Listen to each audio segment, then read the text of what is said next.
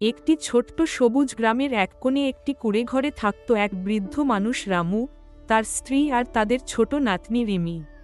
তারা খুবই গরিব ছিল, কিন্তু তাদের মনে ছিল অনেক ভালোবাসা। রামু খুব পরিশ্রমী মানুষ ছিল। প্রতিদিন ভোরে সে মাঠে যেত এবং নিজের ছোট জমিতে ফসল ফলাত। কখনো ধান, কখনো সবজি, যা পেত তাই চাষ করত। সারাদিন কঠোর পরিশ্রম করে সন্ধ্যায় ক্লান্ত শরীরে বাড়ি ফিরত।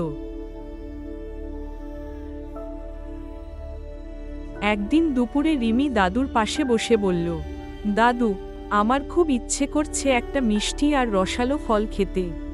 তুমি কি আমার জন্য বাজার থেকে একটা ফল এনে দেবে? রিমির নিষ্পাপ মুখ দেখে রামুর মন গলে গেল। তার কাছে টাকা খুবই কম ছিল, তবুও সে ভাবল, আমার নাতনিটা যদি খুশি হয় তাহলে কষ্ট করেও একটা ফল কিনে আনব। পরের দিন সকালে রামু মাঠের কাজ শেষ করে গ্রামের বাজারে গেল। অনেক ঘুরে সে সামান্য টাকায় কয়েকটা মিষ্টি আর রসালো ফল কিনল।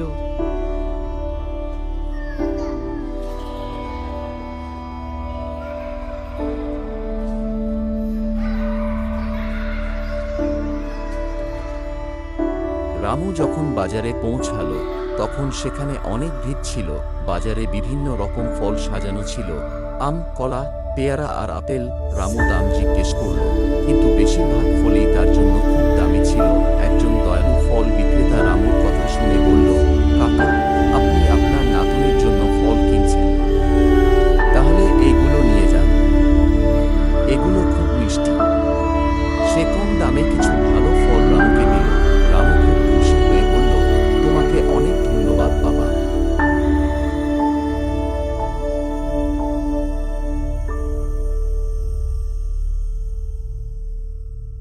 বিকেলে যখন রামু বাড়ির দিকে ফিরছিল, রিমি দূর থেকে তাকে দেখতে পেল।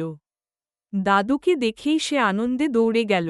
দাদু, দাদু বলে রিমি দৌড়ে এসে তাকে জড়িয়ে ধরল। রামু হাসিমুখে তার থলি থেকে ফলগুলো বের করে রিমির হাতে দিল। রিমির চোখ আনন্দে ঝলমল করে উঠল। সে বলল, ধন্যবাদ দাদু, তুমি পৃথিবীর সেরা দাদু। রামু আর তার স্ত্রী রিমির সেই হাসি দেখে খুব খুশি হল। তাদের বাড়ি ছোট ছিল, টাকা কম ছিল, কিন্তু সেই ঘরটা ভরা ছিল ভালোবাসা আর সুখে। শিক্ষা, সত্যিকারের সুখ টাকা দিয়ে নয়, ভালোবাসা আর পরিবারের আনন্দ দিয়ে আসে।